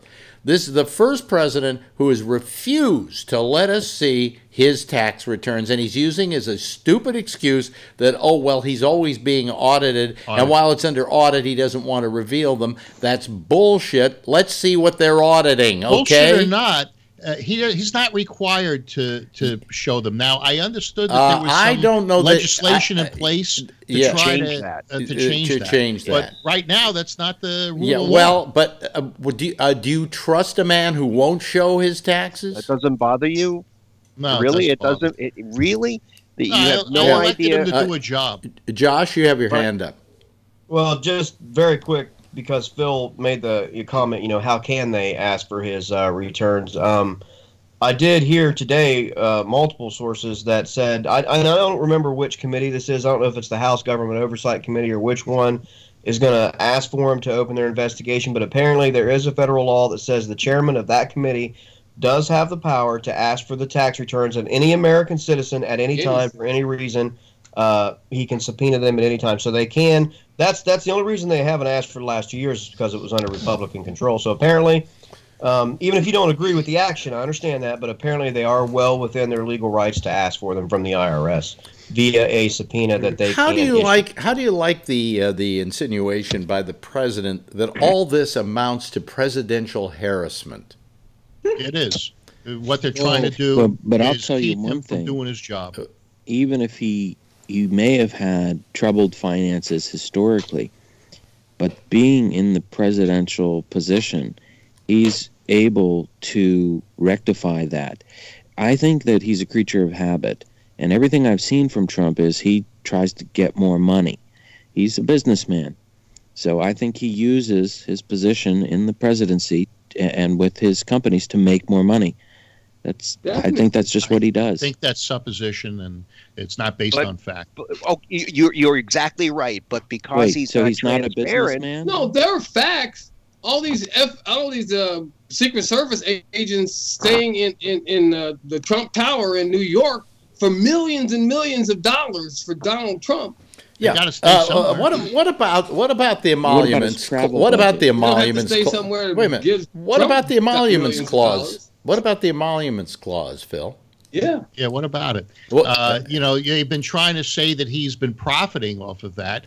I thought that all profits from that Washington hotel were being donated. No, that's public relations. No, because that's the one thing that they picked out. Absolutely not. Yes, he's not taking any profit from that. Phil, And, when big You're blind, Phil. You're blind, then Can't do why are other countries renting out suites at $10,000 a day if they're not trying to curry favor with the president of the United States? I stay at a place called the Grand Wailea. I don't care what you did. Maui, I asked you a question. I asked you a question. I don't stay in them. I asked you a question, Phil. Yeah. Here is a situation in which this president is profiting off his presidency. The money, the profit from that hotel No, doesn't go no. to Trump. Yes, it does. It goes to the Trump Corporation. Phil, is he a They're businessman? He a businessman? was until he got elected to be president. He Now still he's is. You're always a businessman. He hasn't What about the separated profits from himself. Mar-a-Lago? He Remember doubled the- the membership remember the sh- from 100,000 to 200,000 when he became president. Remember that sham of a press conference that he held with all those papers, supposedly? I mean, come on. That was all for show. That was just stuff from the printer at the White House, probably. This is a big show, and you're just falling for it. And you know what? Even if we're proved wrong, we'll see. What is he hiding that he doesn't let his tax returns be? Maybe public? nothing. Correct, maybe nothing. But if he had nothing to hide, why wouldn't he just end it all and say, here? Rachel Maddow said that she had his tax return and put on a big show, and it ended up being nothing more than ratings. Rachel Maddow is a con artist, okay, Yeah, just like she's anybody else on television and in the media. She's a media person, just like Trump is a businessman. And so you're all you know, being conned don't by the media. Yeah, Let you're him do his being as much as you're being conned by Trump. Yes, Republicans Patrick. didn't let Clinton do his job. Yeah, I don't know about that. They didn't let Clinton do it. They didn't let Clinton. From the man who invented the birther, you trust anything this guy says? I wonder. I heard about audio. Obama I heard audio and of where him. he was born. I heard audio of him tonight saying that he spoke to Trump's grandmother in Kenya, who said he was born in Kenya. That's your Mr. Honest. We got all his information from Alex Jones. Yes, Patrick. Patrick said grandmother in Kenya. Yeah. That's what he said in 2011. Patrick's got his hand up. Patrick. I've asked and I've stated this past, and I still hold to it. Why does anybody give a fuck about his tax returns? Because we want to know what his motives are. It makes no difference. We already know that. How could that make no difference? Because, you know what? I'll be honest with you. I didn't know word one or an idea of any of the past president tax returns that were released. I didn't know a damn thing about them. Well, but that's your fault. That's your fault, Patrick, that you didn't know about them, but they were available to you if you wanted them. I knew they were available, and I didn't give a flying fuck about them, and I still don't. And I don't understand. I mean, we had Clinton. If he's making policy decisions based on him making money, that's important for us to know. Mm-hmm. I think his policy decisions are based on pushing his agenda through, which is what he was elected to do. Look, you got a guy who just does not want to come forth with information that every other president has done. And that in itself is suspicious. But now, I never looked at any president's tax returns, but you can imagine that when these presidents turn them over, that smart people, lawyers, people looked at them to make sure that they weren't. They would have been called out if they were, if there was any kind of impropriety or any kind of position of impropriety. They would have been called out. That's why Trump doesn't want to release his. And that's my guess. Again, but they're being audited. If they're being audited and there was impropriety, wouldn't it show up? Well, if they're being audited and there isn't an impropriety, is there any reason why we can't see it? Right. Yes, because it's none of our business. What do you mean it's none of our business? It's very much our. Now it's not the law that says that he has to produce them. He wants to get in our business, then we want to find out what he's all about. The President of the United States. I mean, Hillary made her tax returns available. Everybody has done Every it. president since Franklin Delano Roosevelt has made their tax returns available up from either 3 to 7 years. I looked it up. Uh-huh. So even President Ford, who wasn't elected. I know what motivates him. What motivates him? He's money. Money. He's someone who he loves wealth and the trappings of wealth and money. Yeah. And people like that never change. They just want more and more and more. And any way they can get it is how they do it. Now, the myth is that everybody else around him that supports him or likes him will also get that way. That's not how it works. But people have this belief that, that they will, and if they just play their cards right. Although, by the way, if you're watching us right now, this is what a full house looks like. Yeah. These are what Gabnet pants look like. Yeah, me too. Aces over jacks. Me too. There you go. Yeah. So has anybody heard the story about Jeff Bezos today? By the way, AMI? Do that. Yeah. I'm going to go take I got to take a leak. Go, keep talking. Have fun. I mean, now AMI, who's in Trump's back pocket, their best friends, is trying to blackmail Jeff Bezos into not dick pic. Yeah, way more than that. Way more than that. Really? He had an affair with some woman, and now there's very graphic pictures. Cost him his marriage? I don't want to see that. And Bezos he did the right thing. He wouldn't be blackmailed. He said, "Okay, you want to show him? Show him, and I'm going to release all this information." Which I think that's what you got to do when you get blackmailed. That's what you got to do. Absolutely, but again, there's still this impropriety of what's AMI? AMI is the parent company of the National Enquirer, the same ones who paid off the Stormy Daniels. And they buy up all of the same Trump ones stories. that turned on Trump. What's that guy's name that owns it? Oh, he has a weird name. Pecker. David Pecker. Pecker, yeah. I love that. It's like a pack of pickled peppers. It's the film Pecker. Mr. Pecker. So you started talking about it. I left the room. For some reason tonight, I just was trying to hold it back, and I couldn't anymore. You guys saying all those bad things about Alex as soon as he leaves the room. He's got the tape. Yeah, I'll see it in the reruns. Somebody brought up Jeff Bezos before I left, and did anybody have a comment on that? I mean, it turns out the National Enquirer has naked photos of Jeff Bezos. Like, who would want to see him? With it. Did he screw Stormy Daniels? No, but what he did is he wasn't going to put up with it, so he just made it known. Yeah, for him. That is he suing the National Enquirer over that now? Yeah. I think the National Enquirer was also mad about. He owns a newspaper. Was it the Washington Post? Washington Post. Yeah, and for some reason the Washington Post did something that the National Enquirer didn't like.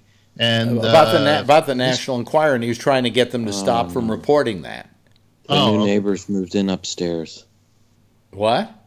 Yeah. Oh boy. No, I've had it the last couple months. The apartment up above me has been empty, but just in the last few days, the new people have moved in, and they have a kid that screams and runs up and down the hallway. Do they have rugs over the hardwood floors and stuff? God, Invite him on the show. I've got extra rugs. You know what just suddenly hit me? I think the reason why Bezos is suing the National Enquirer is because Woody Allen is suing him. And so he's got to even it all out, spread the money around. It says here the Washington Post is poised to publish unsubstantiated rumors of the National Enquirer's initial report. I wanted to describe to you the photos obtained. I'm reading a quote here. But there's that they're trying to get the Washington Post to drop an investigation that they're doing. Okay. And so they threatened him that they would go public with these pictures if the Post didn't drop the investigation. So the National Enquirer are bad guys too. Yeah. Well, yeah, of course. This guy Pecker has done nothing but he's best friends with Trump. Another again. He got this innocent guy who is like a little, innocent little angel who's surrounded by all these people who are shady in one way or another. Some of them are going to prison. Some of them are just shady. I'm just saying, this is all this craziness going on. But if your name is Pecker, I mean, your life's got to Yeah, suck. I'm saying that from the get-go, your life is shit when your name is Hey, Pecker. Would you want your tax return exposed if it was prepared by Cohen? Not his Can I account. tell a funny story about a name? Yeah. Yes. What, Bree? Okay, so several years ago, I was in my car, and this other car wanted to get through you make a left turn or something. So I had to back up like 3 or 4 feet, and I looked in my mirror, and I didn't see any car, so I backed up. Turns out there was another car behind me, and he was trying to get around, so I had hit him. So we go to the police department, and the police guy says, "Well, let me take your IDs, and I'll write this down." He said, "What's your name, sir?" And I gave him my name. And the other guy, he says, "What's your name?" His name was Thomas Crap. You used to have to fight as a kid, huh? You better know Thomas Crap's going to be a tough guy. Yeah. Well, God. The laughter in that police department was unbelievable. yeah, but you know something? The toilet. I think it wasn't shithead. The toilet was. Or his first name was by Fuller. Crapper. The toilet was invented by Thomas Crapper. Phil Crap. Right. This guy's name was Thomas Crap. I'm not Philip kidding Crapper. you. So, That's where the term crap comes from. I'm going to take a crap. Ray, by the way, sent me a list here, and I figure we just read it off for you. Oh, yes. Yeah, he sent me a list of people who have dressed up in blackface over the years. So this is as complete a list, I guess, as they could get together here. They said they would add to it as they found more. Yeah. Louisiana House of Representatives candidate Robert Gaddy dressed like Tiger Woods for a church event. South Carolina County Council candidate Brant Tomlinson dressed like a Jamaican bobsledder for a Halloween party. Former Florida Secretary of State Mike Ertel as a Hurricane Katrina victim at a Halloween party. Oh, Jesus. Illinois State Senate candidate Hal Patton dressed up as a black football player. Florida State Representative Anthony Zapatini dressed up as his best friend, New York State Assemblyman Dov Hikind, who dressed like a black basketball player for a Jewish holiday. What? What? Actor Ted Danson. By the way, let me see here. Do I still have the picture of him here? Let me see here. Wait a minute. There it is. There it is. Wait a minute. Hold on a second. There we go. He was roasting Whoopi. That's me. That's right. That's he was not, with Whoopi. it's not him. She was surprised, I remember. There we go. There's the picture of Ted Danson for the audience to see there. He did that while roasting then-girlfriend Whoopi Goldberg. And I think maybe at the Friars Club, and repeatedly using the N-word. Okay. Yes. All right. So that's that. Okay. So I got that picture up there. I'm glad I still had it there from last night. Actor C. Thomas Howell did it in a film called, do you remember Soul Man? Yeah. All right. Also, they didn't mention in here James Whitmore when he was in a movie called Black Like Me, in which it's a story about a guy who was actually a true story of a guy who was a journalist who dressed up, made himself up to look black, and tried. And he's originally a novel. Black. Yeah. It's a great novel. You'll remember this one. Actress and singer Julianne Hough dressed as a character Crazy Eyes from Orange is the New Black. You remember that when she got... and I felt sorry for her because I met her one day at Sirius, and she was so nice. She was maybe one of the nicest people. I didn't even know her, and I met her in the hallway, and she went, "Hi, I'm Julianne. Who are you?" And she was just really nice. And so I can't hate Julianne Hough. I'd like to, but I can't. Actor Billy Crystal is the late Sammy Davis Jr. on Saturday Night Live and the 2012 Oscars. Okay? Jimmy Kimmel dresses Carl Malone on The Man Show. Jimmy Fallon as Chris Rock on Saturday Night Live. Paula Deen and her son dressed as Lucy and Ricky Ricardo from I Love Lucy. Here we go. Robert Downey. Here, we forgot this one completely last night. Brownish face. Robert Downey Jr. in Tropic Thunder. That was funny. Right? And ultimately, talk show host Megyn Kelly, who asked on her show, what is racist about blackface? Well, apparently the long history of it is probably absolutely nothing from what we're seeing here. I think they're Birth all of a nation. pushing this stuff too far. If everybody's offended over this, first of all, you're going to wind up with a Republican governor in Virginia. But more importantly, if this is hate, what hate is the yeshiva that was burned down yesterday with the swastikas on it in upstate New York. That's hate. Dressing up in blackface and singing and doing a minstrel thing is acting. It's all hate. It all comes out of a place of at least misunderstanding. But what you probably should have said is that it is the intent behind the action. If the intent behind the action is ridicule and hatred, then it's bad.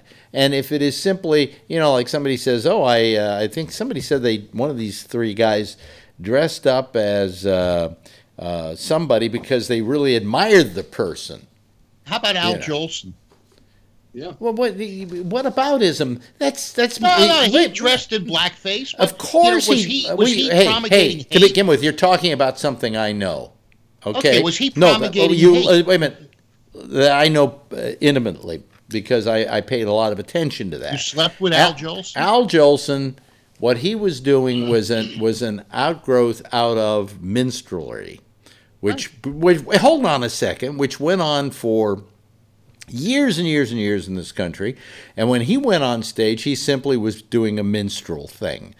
In fact, I have a film of him that was the first sound film of Al Jolson singing called the Plantation Act. And it was his act from the Ziegfeld Follies in New York, in which he did blackface. He did a movie in which he did a song. I can't remember the name of the movie right now, but he did a song called Going to Heaven on a Mule. And he does it in blackface. The horrible thing about him doing blackface was everybody else in the scene singing with him and going to heaven on a mule were all black. But so that Jolson wouldn't look out of place, they all whitened their lips. Yeah. Okay. And if you watch this movie, I'm just looking to see the expression on all these black actors' faces, because Al Jolson is in the middle of them, this white guy acting like a black guy, okay? And then I started to think about it, and I said, they probably didn't think it was that terrible, because at least they were getting a fucking payday, But if you ever get a chance, go back and see Going to Heaven on a Mule. It's the ultimate in blackface. Yes, Ray? Yeah, I was listening yesterday. It was a great show, by the way. I listened on the way home. So about 35 years ago, I was in a play called The Foreigner, which nobody does anymore, and I think I know why, because at the end, all these guys come in dressed as Klansmen, and I was one of them, and I was so happy. It was a professional theater company. It was like my first professional show. Yeah. I was so happy I was in this show, but I was a Ku Klux Klansman at full regalia, and I have a picture of it, and I was so proud of it. I had it framed and everything. And then don't put it in your yearbook. Yeah. As the years, I had it on my shelf, and as the years went on, as my pride in it disappeared, I realized, holy shit! I dressed. Well, don't run from and then but I have to say, in the late 1980s, it was like a little bit. It was different. I mean, there was no. There wasn't so much of the sensitivity that we have now. Now, I'm not saying it's good or bad. I'm just saying I just wasn't there, because around the same time, about 2 years later, I was in an opera, The Rise and Fall of the City of Mahagoni, in which I was the narrator, and they put me in blackface, and I did the whole show in blackface. So you're double whammy. Dressed as Uncle Sam with blackface. Yes. I have pictures of that. Yes. And I was all proud of that. And not one person in the audience ever had a problem with it. Yeah. And this was, in the early 90s. Charles. So something has happened. Up. Something has happened since then. And Charlie's been in blackface all night. Yeah. Charlie. Oh, jeez. I just want to say for the record that I loved Billy Crystal's Sammy Davis Jr. He was great. Did a good job. And it was. You better do a good job if you're going to do that, right? Yeah, Patrick. I thought it was a tribute myself. Yeah. Yeah, I mean, like what Ray was saying, it all has to do with contact, like Alex said. And what was it part of a production? Was, were you able to get an African American to play a part? If that wasn't the case, then do you substitute? And if you substitute, do you go as far as coloring the skin or not? That's a debate that can be had within that circle. But if they decided to, I don't think it would be offensive, because the idea would be, if it would be like an Uncle Remus sort of thing, having a white guy singing as a slave would not make any sense visually. That's why they call it acting. Right. So, I mean, it depends on Yeah. If people get offended by shit, they better be offended for a good reason, not just because. Wasn't I'm trying to think. Didn't Spike Lee do a movie in which they did blackface in the movie as well? I'm trying to think. There's something, and it was about. It was, oh boy. I'll have to go look it up. I vaguely remember the film. It was not one of his major films. Jeff, you've been very quiet tonight. I don't think you've said a word tonight. I know this whole subject is a little bit. I don't know. I'm just not that. I'm not interested in a certain way, and at the other perspective, when you guys were all talking about the wars and all of that, to me, they all turned out terrible. Yeah. Yeah. And hey, Alex, the movie was Bamboozled. Bamboozled, and there was blackface in there, wasn't there? Yes. Mm-hmm. Yes. Who was in it? Do you know? Yeah. Damon Wayans, Savion Glover. Yes. Jada Pinkett Smith. Tommy Davidson, Michael Rappaport, Mos Def, Thomas Jefferson Byrd, Paul Mooney. Yeah. Yeah, well, I don't think there was any blackface then, because those are all. They're all black. No, there was. I just looked. There was one that you mentioned that wasn't black. Yeah, black actors donning blackface makeup. Yeah. Really? There were black actors in blackface. Oh, it was black actors in blackface. That's what it was. Yeah. Yeah. It wasn't that there was blackface, but they actually were doing the white lips, the makeup on. Yeah, the white lips thing and everything. Yeah. Yeah. Mm-hmm. By the way, I just wanted to bring this up, getting towards the end of the program. Twitter's financial results for the fiscal fourth quarter of 2018 revealed that the social media giant lost 9 million users. Good. In a year-to-year basis from Q4 of 2017.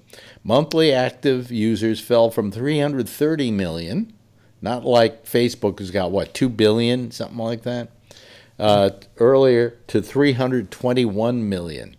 So I wonder if this is a Trump factor, that people got so disenchanted with it, or maybe it's just, I would have thought they would have gained people. With the if Trump. You don't follow somebody, you don't see their tweets, right?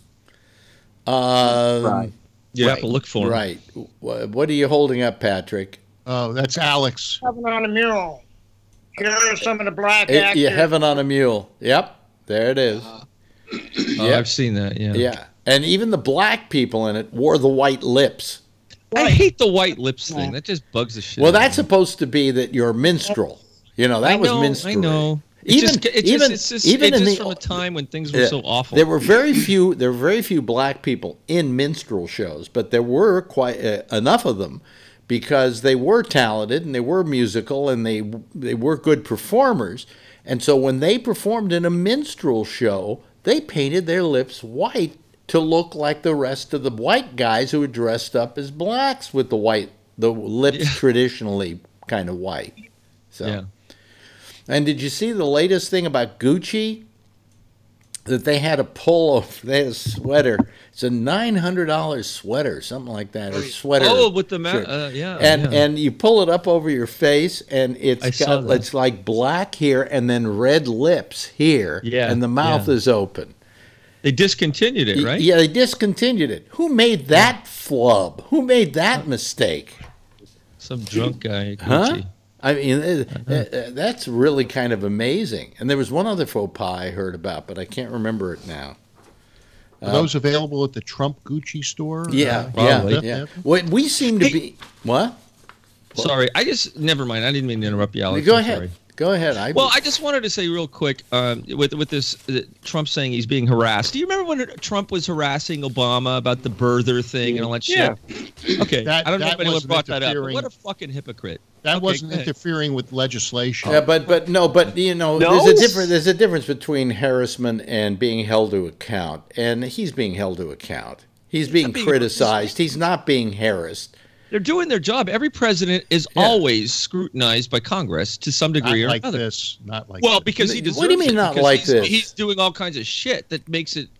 he's getting a lot done. Clinton wasn't? He isn't getting shit done, Phil. Getting shit done. He's watching TV 6 hours a day. Yeah, did you hear about that? Yeah. 60% of his time is what they call executive time. Yeah, executive time means there's no formal meetings, but they do other stuff. Oh, no, it means he does nothing. Why do you believe this fucking liar? Scott, would you do that again? Scott, do that again. There, it's jerk-off time, Phil. Yeah. Yeah. And this is not like 60% of his time is spent, out of a 24-hour day. This is 60% out of the work day. Mm-hmm. That's not uncommon.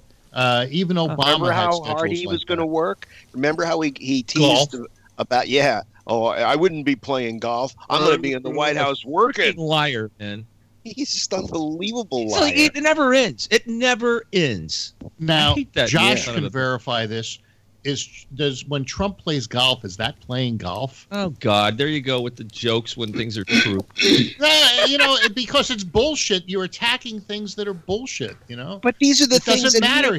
These are the things he attacked the other presidents on, especially Obama. It's a known fact. It's a known fact, Phil, that Trump's a lazy fuck. That he doesn't read. He doesn't read any of the memos that are sent to him. Doesn't read any of the papers that are sent to him. Wants everything told to him because he doesn't want to have to read it. We've got an illiterate president, for Christ's sake. Yes, Jeff. The one thing he likes to talk about is lying and making stories. Yeah. He's good at it. Yeah, he's very good at that, by the way. He tells tall tales. Although he's not that good because the beginning of the end is coming, Phil. The beginning of the end for Trump is coming. It's coming. All these investigations. It's coming soon. You'll all have your chance. It'll be a Phil-free Friday. Thank fucking God. Anyway, it's been a good night tonight. It's been a nice discussion, everybody. Rob Alfano, thank you so much. Jeff Stein, Josh Wheeler, Bree out there in Dubai, Ray Renati out there in Palo Alto, Phil Meyer out there, Scott Boddicker in Texas, and Charles Wallace, who's now, you're where again now? You're in Arizona? Arizona. Yeah, and Patrick Blazek in Wisconsin. Yeah. Hey, everybody. Why don't you give them a big wave goodbye, okay, so that they can see your happy faces, and I'll wave back to you. There we go. Okay, that's our citizens panel for tonight. That was a good one. Yeah, good one. Nice, rich, healthy discussion of all things. Not just Trump tonight. Hey, listen, that's it for tonight. We'll be back here again. After Damian Chaplin with the Exchange tomorrow night at 9:30. By the way, next is The Intersection with Jack Bishop. I'll see you tomorrow night at 10 o'clock Eastern Time, same station in life. In the meantime, if you see her, tell her I love her, okay? Bye-bye, everybody. Have a nice night.